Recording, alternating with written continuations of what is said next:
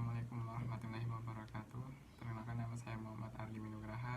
Saya dari kelas 2C dengan NPM akhir 093. Saya berasal dari Pendidikan Jasmani Universitas Siliwangi. Di sini saya akan menjelaskan tentang analisis teori dan konsep dasar kurikulum dan pembelajaran. Di sini ada beberapa subkonten, yaitu pertama pengertian kurikulum, pengertian pembelajaran, kaitan kurikulum dan pembelajaran, perbedaan kurikulum dan pembelajaran, dan hubungan kurikulum dan pembelajaran. Yang pertama adalah pengertian kurikulum. Kurikulum sebagai rencana pengaturan tentang sejumlah mata pelajaran yang harus dipelajari peserta didik dalam menempuh pendidikan di lembaga pendidikan.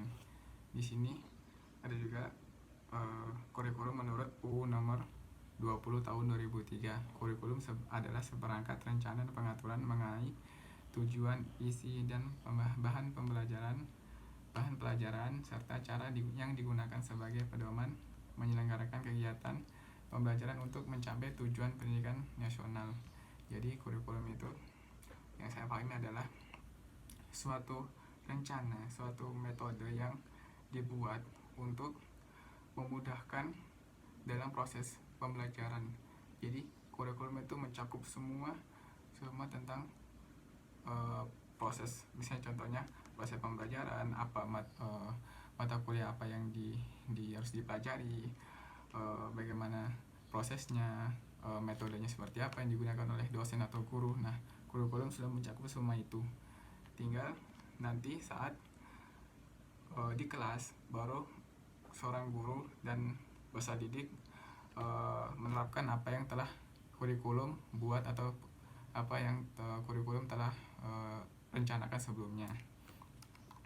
Ya, yang kedua adalah pengertian pembelajaran. Pembelajaran pada hakikatnya adalah proses interaksi antara peserta didik dengan lingkungan sehingga terjadi perubahan perilaku ke arah yang lebih baik. Dan tugas guru adalah mengkoordinasikan lingkungan agar menunjang terjadinya perubahan perilaku bagi peserta didik. Pembelajaran juga dapat diartikan sebagai usaha sadar pendidik untuk membantu peserta didik agar mereka dapat belajar sesuai dengan kebutuhan dan minatnya.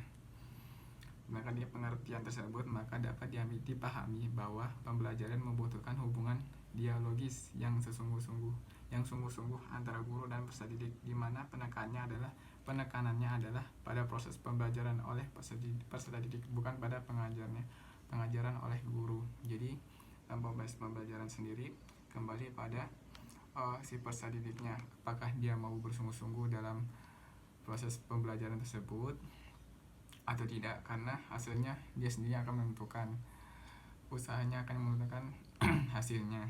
Dan seorang guru dan peserta didik di sini adalah sebagai membantu saja, memfasilitasi apa yang harus ditempuh oleh seorang peserta didik untuk meraih apa yang dia butuhkan, apa yang dia minati, untuk misalnya untuk menggapai cita-citanya seperti itu. Di sini proses pembelajaran sangat berpengaruh ya untuk peserta didik itu sendiri. Apakah bila dia benar-benar serius dalam pembelajaran, maka insya Allah dia akan menjadi manusia yang lebih baik lagi, dan tentang ilmu yang dia tekuni pun akan maksimal seperti itu.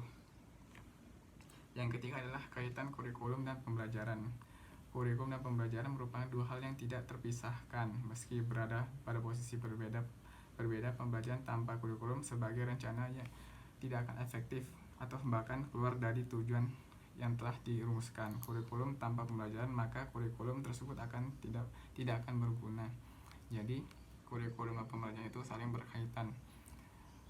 Mudahnya adalah kurikulum itu sebagai rencana yang umum yang sifatnya luas, menyeluruh ke semuanya dalam suatu pendidikan. Nah, pembelajaran itu bagian dari kurikulum. Contohnya misalnya dalam pembelajaran dalam kelas, metodenya seperti apa, model pembelajaran seperti apa, strategi apa yang digunakan guru, itu semua sudah diatur dalam kurikulum. Belajar sebagai kegiatan inti dari pembelajaran memiliki arti modifikasi atau memperteguh kelakuan melalui pengalaman. Yang perlu digarisbawahi pada kalimat tersebut adalah memperteguh kelakuan melalui pengalaman. Ini membuktikan bahwa belajar sebagai kegiatan inti pembelajaran dipengaruhi oleh kurikulum yang notabene merupakan rancangan pengalaman belajar. Jadi kurikulum dan pembelajaran harus memiliki rencana yang sama-sama baik. Jadi misalnya kurikulumnya sudah bagus, sudah tepat sasaran, tetapi dalam proses pembelajaran kurang tepat, kurang dipahami, kurang disuai oleh peserta didik, akan keluar dari tujuan, dari maksud dari dibentuknya kurikulum itu. Percuma begitupun sebaliknya, ketika pembelajaran di kelas bagus tapi kurikulumnya tidak jelas, tidak sesuai dengan apa yang harus tidak sesuai dengan apa yang dibutuhkan oleh peserta didik, maka juga akan keluar dari tujuan yang maksud dari dibuatnya kurikulum dan pembelajaran itu sendiri. Nah, yang keempat, perbedaan kurikulum dan pembelajaran. Dalam hal ini yang saya baca adalah para ahli lebih senang menyederhanakan perbedaan definisi kurikulum dan pembelajaran dengan menggunakan istilah apa dan bagaimana. Kurikulum lebih menekankan pada apa yang diajarkan. Jadi dalam kurikulum waktu dibentuk, waktu direncanakan, itu menjelaskan, mencantumkan apa saja materi-materi atau apa saja yang harus diajarkan ke peserta didik. Nah, sementara pembelajaran lebih banyak menekankan pada bagaimana mengajarkannya. Jadi dalam pembelajaran lebih ditekankan pada prosesnya antara guru dan murid, peserta didik itu sendiri. Jadi pembelajaran lebih ditekankan bagaimana seorang guru mengajarkan ilmunya ke peserta didik itu.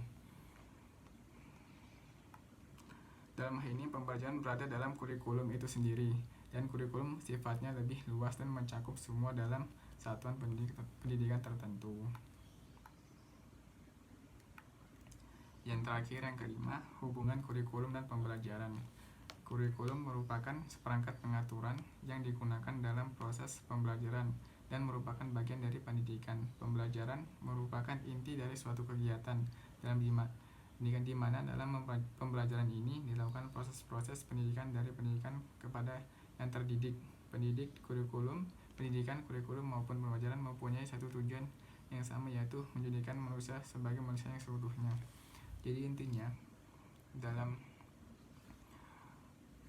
membuat kurikulum dan pembelajaran adalah suatu usaha yang dilakukan oleh pihak-pihak yang berwenang, misalnya seperti guru atau pemerintah, untuk bagaimana caranya dalam proses pembelajaran itu menghasilkan seorang peserta didik yang berkualitas, dari segi dari hatinya maupun dari fisiknya, semuanya baik gitu ya. Jadi intinya adalah